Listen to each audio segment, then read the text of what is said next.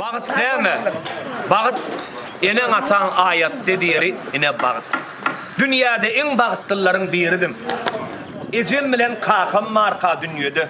Olun oğunu uşak doğdun iyimedim ejem bilen kakam marka dünyada.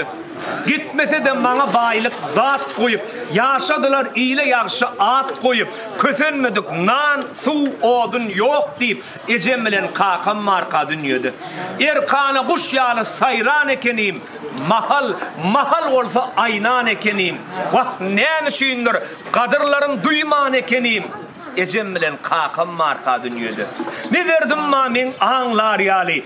Ne derdi va olon meni ağlar yali. Vah bağıra basıp kujoklap ağlarım yali. Sağ tarafımda kakam olsadı, çep tarafımda da ejem olsadı.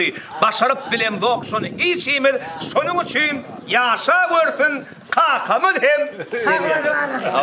Enen atan deri. Başına dik olsun. Ömrün uruk olsun. Atıklanmadan kovullarına. Aramızda senin. Amin. Senem son ya. Başını dik olsun. Beni Kudaya yetirsin. Allah'ım.